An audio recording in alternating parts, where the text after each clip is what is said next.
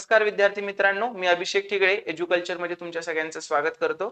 फक्त गणिताचेच प्रश्न अवघड असतात का किंवा अवघड वाटतात का? तर तसं काही नाही. हा रिझनिंगचा प्रश्न बघा, हा सुद्धा जरा अवघडच आहे.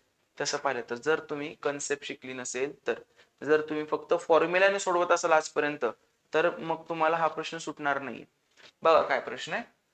के या ग्रहावर दिवस हे एकक 36 तासांचे आणि प्रत्येक तास 120 मिनिटाचा आहे. या ग्रहावरील व्यक्तीसाठी एका बिंदूभोवतीचे अंश पृथ्वीवरील 360 च्या ऐवजी किती आहे रे? 720 आहे. आणि त्यांच्या घड्याळाची तबगडी किती दाखवते? 36 तास. पृथ्वीवरची किती दाखवते? 12 तास. के या ग्रहाचे घड्याळ 9:48 ही वेळ दाखवत असेल तर तास काटा व मिनिट काटा दरम्यानचे अंश दाखवणारी संख्या तुम्हाला सांगायची. इझी प्रश्न, जास्त काही अवघड नाही. तुम्हाला आधी पृथ्वीवरच्या घड्याळाची कन्सेप्ट शिकवतो.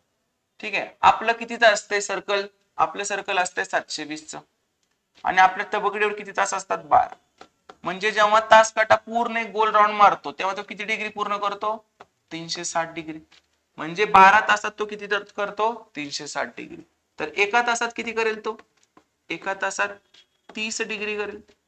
पटलं? नंतर जेव्हा एक मिनिट काटा पूर्ण फिरतो तेव्हा तो किती फिरतो? 60 मिनिट फिरतो. आणि ते डिग्रीच्या भाषेत किती असतंय? 360 डिग्री. तर एका मिनिटात किती करेल तो? 360 भागिले 60 किती आलं रे? 6 डिग्री. हे तर पृथ्वीवरच्या घड्याळाचं झालं. मग तुम्हाला सेम असंच याचं काढता आलं पाहिजे होतं. जर तुम्ही नुसता तोच फॉर्म्युला वापरताय theta is equal to 11/2m-30h तर नाही होत.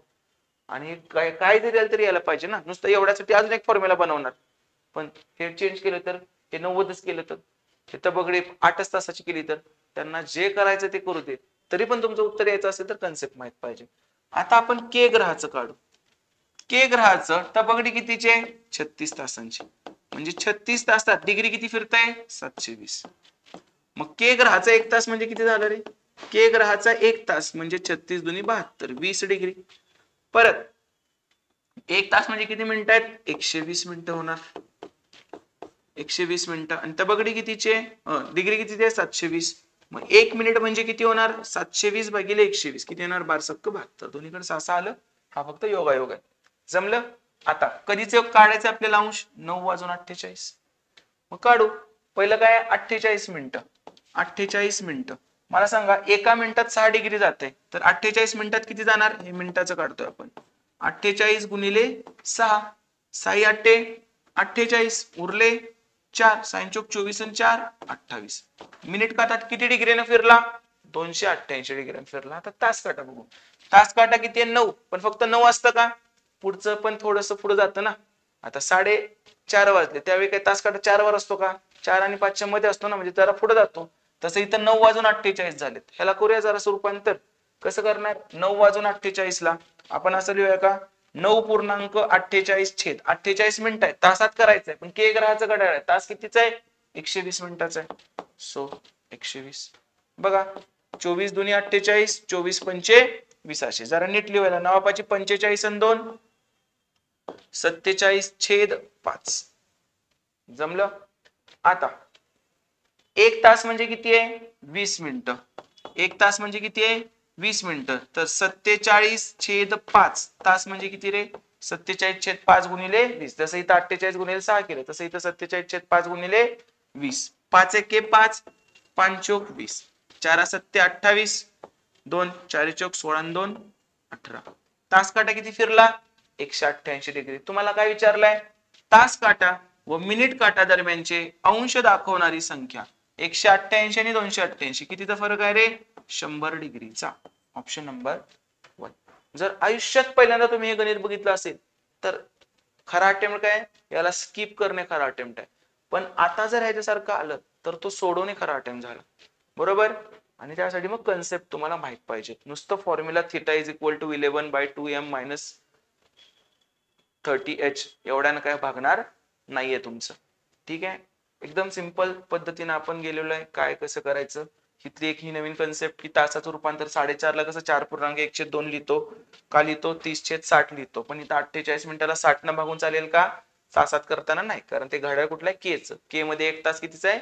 120 मिनिटाचा आहे. म्हणून इथं आपण 48 ला कितीने भागलं? 120. आणि जरा याचं व्यवस्थित रूपांतर केलं. समजलंय? जर तुम्हाला गणिताच्या PYQ चा अभ्यास करायचा असेल गणित बुद्धिमत्ताच्या, तर आपल्या दोन्ही पुस्तकामध्ये 2009 ते 2024 पर्यंतचे सगळे PYQ टॉपिक वाईज व्यवस्थित एक्सप्लेन करून दिलेले आहेत. सोबतच QR कोड सुद्धा आहे, त्याच्यातून तुम्हाला माझ्या कन्सेप्ट कळतील, मेथड कळतील, त्यानंतर तुम्हाला या पुस्तकाचा अभ्यास करणं सोपं जाईल. ओके. विद्यार्थ्यांना कमी वेळेमध्ये आता पूर्ण करायचा असेल सिलेबस, पण तुमचं बेसिक चांगलं पाहिजे, ही एक प्री कंडिशन आहे. त्यांच्यासाठी मी हा कोर्स लॉन्च केलेला आहे. खूप विद्यार्थ्यांनी हा कोर्स आता घेतलेला आहे, कारण 7 दिवसांची बॅच आहे. रोज आपण 4 तास घेणार आहे. असं करून 28 तासाचा फुल पॅक सेशन, 0 जोक्स, फक्त अभ्यास, दुसरं काय असं पण कधी करतच नाही आपण. पण पूर्ण 28 तास टू द पॉइंट शिकवणं, एक्झाम ओरिएंटेड शिकवणं या कोर्समध्ये घेतलेलं आहे. तर फास्ट ट्रॅक बॅच ही तुम्ही जॉईन करू शकता 1 महिन्याच्या व्हॅलिडिटीसाठी किंवा 3 महिन्याच्या व्हॅलिडिटीसाठी, जसं तुम्हाला पाहिजे असेल तसं. कंडिशन एकच आहे, तुमचं बेसिक बऱ्यापैकी चांगलं पाहिजे. तर गणित कच्चा असताना उगाच शॉर्टकट मध्ये मला शिकायचंय म्हणून इथं यायचं नाही, तुम्हाला कळणार नाही. ठीक आहे. कारण 28 तासात सगळ्या टॉपिक्सना थोडं थोडं टच करणं म्हणजे स्पीड मध्ये असणार आहे. ज्यांचं बेसिक चांगलं आहे त्यांना हे उपयोगी पडेल, त्यांना खूपच उपयोगी पडेल. कारण तुम्ही जर 11, 12, 13 पर्यंत असाल ना, तुम्हाला 16, 17, 18 आणि जरा तुम्ही जास्त अभ्यास केला तर 19 सुद्धा. तर इथपर्यंत आपण कसं जायचं ते तुम्हाला याच्यामधून शिकू शकता आणि कमी वेळेत होऊन जाईल. तुम्ही जेवढे प्रश्न एकट्याने सोडवू शकणार नाही ह्या परीक्षेच्या पर्यंतच्या काळात, तेवढे मी 7 दिवसात तुमच्याकडनं सोडवून घेतलेत विथ कन्सेप्ट क्लिअरिंग. ठीक आहे. त्यामुळे ज्यांना कमी वेळेत पूर्ण करायचं त्यांनी हे, आणि ज्यांना माझ्याकडून डिटेल शिकायचं आहे त्यांनी माझा हा कन्सेप्ट आणि PYQ कोर्स जॉईन करू शकता. याच्यामध्ये आपण प्रत्येक टॉपिकची कन्सेप्ट आणि आतापर्यंत आयोगाला पडलेले 3500 प्लस प्रश्नांचा समावेश आपण याच्यामध्ये केलेला आहे. तर ज्यांना हे करायचं असेल त्यांनी ही बॅच 3 किंवा 6 महिन्यांसाठी जॉईन करा. आणि ज्यांचा गणिताचा संबंध संपलेला होता 10वी नंतर आणि गणित आता शून्यापासून शिकायचं आहे, त्यांनी माझी ही बॅच जॉईन करा. याच्यामध्ये ती मगाची पर्पल कलरची बॅच आहेच, प्लस बेसिकचे 2 फोल्डर गणित आणि बुद्धिमत्ताचे मिळतील. त्याच्यात मी हाताला धरून शिकवल्यासारखं शिकवलंय. तर ज्यांना गणिताला एकदम शून्यापासून सुरुवात करायची आहे त्यांनी माझा हा ग्रीन पोस्टरचा कोर्स जॉईन करा. याच्यात बेसिकचे 2 फोल्डर, कन्सेप्ट आणि PYQ तो मागचा कोर्स, असं ह्यात सगळं मिळणार आहे तुम्हाला. ही बॅच तुम्ही 6 किंवा 1 वर्षासाठी जावा, कारण 3 महिन्यात हे काही कव्हर होणार नाही. इव्हन मी 3 महिने ह्याला व्हॅलिडिटी ठेवली पण नाहीये, 6 महिने किंवा 1 वर्ष अशी व्हॅलिडिटी ठेवली. या सगळ्या बॅचेस एज्युकल्चर हे आपल्या ऍपवर आहेत. हे ऍप डाउनलोड करून तुम्ही बॅच जॉईन करू शकता आणि डिस्क्रिप्शन मध्ये मी त्याची लिंक सुद्धा देतोय, तर तिथून सुद्धा तुम्ही जॉईन करू शकता. आणि आपली ही अवघड वाटणारे प्रश्न ही सिरीज तुमच्या मित्रांपर्यंत पोहोचवा. तुम्हाला परीक्षेमध्ये त्यातल्या कुठल्या ना कुठल्या तरी पॉईंटचा फायदा होणार आहे. धन्यवाद.